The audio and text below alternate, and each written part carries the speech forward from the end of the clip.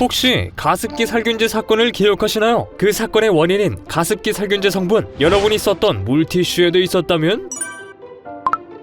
안녕하세요. 국내 최대 생동성 임상시험 모집 플랫폼 메디시보입니다. 최근 가습기 살균제 성분이 나와 회수 명령이 내려진 엘사의 물티슈, 구매자들에게 이미 전달된 양이 기존에 알려진 양보다 무려 9배가 넘는 76,000여개라는 뉴스가 보도돼 충격을 주고 있습니다. 특히 유아용 물티슈 일부 제품에서 성분이 검출돼 부모들은 불안감을 감추지 못하고 있는데요. 오늘은 우리가 생활에서 밀접하게 사용하고 있던 물티슈의 살균제 성분 사건에 대해 알아보도록 하겠습니다. 지난 7월 엘사에서 판매한 유아용 물티슈 일부 제품에서 살균 보존제 성분이 포함돼 식약처로부터 제품에 대한 판매 중지 및 회수, 폐기 명령을 받은 사실이 확인됐습니다. 해당 제품에는 미생물이 증식하지 않도록 하는 살균 보존제인 메칠클로로이소 치아졸리논과 메칠이소 치아졸리논 혼합물이 검출됐는데요. CMIT와 MIT는 국내에 수천 명의 사상자를 냈던 가습기 살균제 원료로 사용된 성분으로 2012년 환경부는 이 두 살균 보존제를 유독물질로 지정했습니다. 가습기 살균제 사태 이후 CMIT와 MIT는 세척제나 헹굼 보조제, 물티슈 등 위생용품에는 사용할 수 없는 성분으로 관리하고 있었는데요. 최근 이 성분이 함유된 문제의 물티슈를 회수하는 과정에서 엄청난 양이 시중에 이미 풀린 것으로 확인되어 또 한 번 국민들을 놀라게 했던 것이죠. 엘사에선 중국 업체가 설비를 청소하다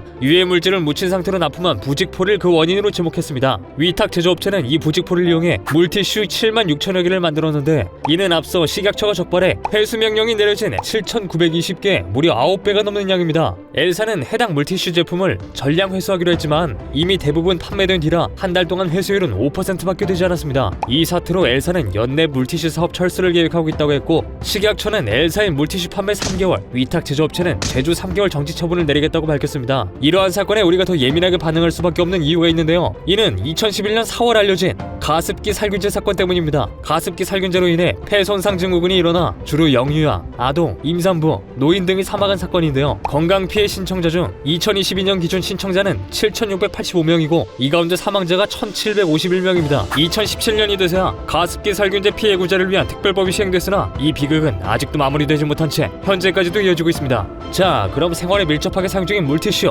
안전하게 고르는 방법은 없을까요? 우선 화학물질이 얼만큼 들었는지 전성분 표시지로 꼼꼼히 살펴야 합니다. 화학성분이 없어 품질을 보증한다는 노캐스텐 표시나 전성분의 EWG 등급을 확인하는 것도 방법 중 하나입니다. EWG는 미국의 비영리 환경단체인 EWG가 화장품 성분의 안전성과 위험도에 대해 평가한 등급입니다. 안전한 물티슈 구입을 원한다면 제품 검색 후 구매하는 것이 좋겠죠? 자, 이렇게 가습기 살균제 성분이 검출된 물티슈 사건에 대해 알아봤는데요. 60년 전에 쓰여진 책에도 이런 글귀가 있습니다. 참아야 하는 것이 우리의 의무라면 알아야 하는 것은 우리의 권리다 라고 말이죠. 60년 전 우리에게 보낸 경고는 틀리지 않았고 지금도 여전히 유효합니다. 잔인한 침묵의 붐을 맞지 않으려면 또 나와 가족의 건강한 삶을 위해선 현재 일어나고 있는 상황에 대해 알아야 하고 행동해야 할 것입니다. 지금까지 생동성 시험 참여하고 사례비도 받아가는 플랫폼 메디시보였습니다. 다음에도 더 유익한 정보로 찾아오겠습니다. 감사합니다.